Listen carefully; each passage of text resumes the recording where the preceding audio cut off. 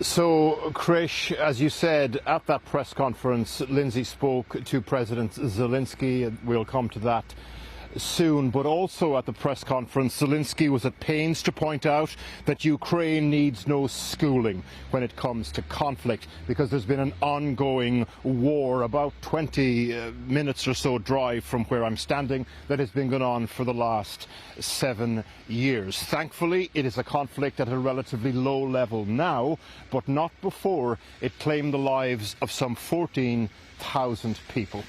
Now, yesterday we spent the day at one of the deserted villages along that front line, talking to residents about the prospect of a new conflict, of a war within a war.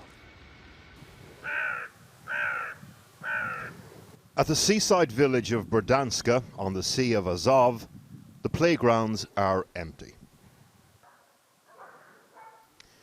You probably haven't heard of this place. Why would you?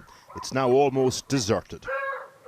Shelled by Russian-backed separatists 7 years ago. You definitely haven't heard of Mohurna Street, or the handful of people left living there. Why does it feel so emotional and raw for you still after all of these years?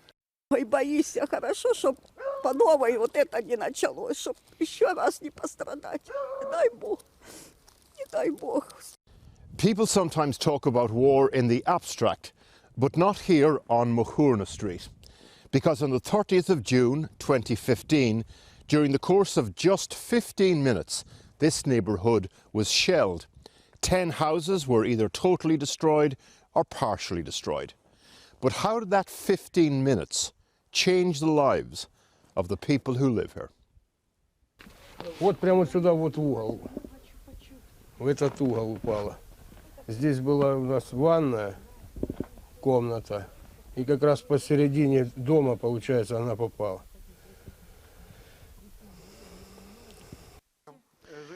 Volodymyr Razumov was a fisherman.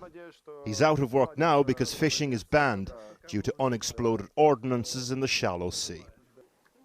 Thankfully, a few days before the strike, himself and his wife had brought their children to the city of Mariupol. The family are animal lovers. Their daughter Daria was born with shortened limbs. At the time of the strike, she was 10. Back then, she owned one of the family's 3 dogs. Vladimir and his wife Ludmila were sheltering close to the house that night, saw their home get hit. They returned while it was still burning. 2 of their dogs survived. Daria's didn't. У нас было там, я не знаю, прикольные собачки. 2 у нас как бы выжили. Да, они, может, и контуженными были, они же не говорят. А одну собаку у нас, именно мы ее нашли уже, когда тут разбирали все завалы. Все это, она как бы была целенькая, ну походу, просто кровь пошла. Наверное, все-таки от взрывной волны, может, что-то у собаки и произошел разрыв сердца какой-то. And here is why that matters. Because these small but important family memories are the ones that snag on the rough edges of war. They're worried about the prospect of new conflict, especially as the last one they lived through isn't over yet. But if there is an invasion, they've decided to stay put. The Red Cross helped them build a small new house. The foundations dug into the rubble of the old one. Ludmila Shander lives across the road. The 70-year-old's house was cut in half by a shell during that 15 minutes 7 years ago. For her, it might as well have been yesterday.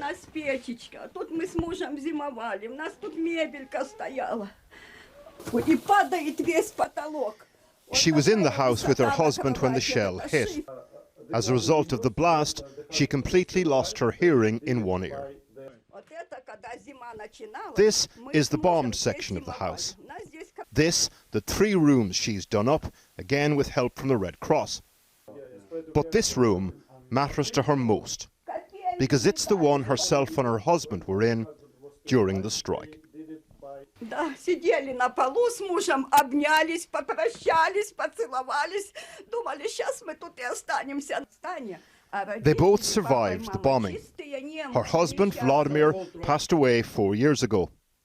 Ludmila says talking to him is still the thing that gets her through the day. Ludmila, like her neighbours, can't bear the thought of another conflict. One of the reasons these people never left was that the memories just go too deep in these homes. Like back next door, when Vladimir first heard that his daughter Daria had been born. Подходит тезка Дашина и мне говорит, что родилась у тебя дочь. Ну тут счастье, полные трусы, как говорится. Прыг-скок. И что? Сердечко затарабанило. И собрались с друзьями и поехали в роддом. Шампанское, брызги. Мама плачет.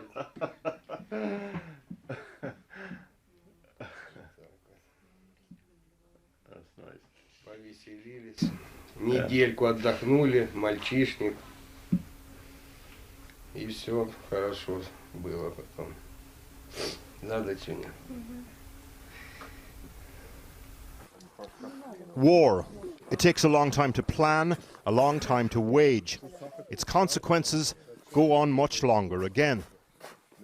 And 15 minutes on Mahorna Street goes on forever.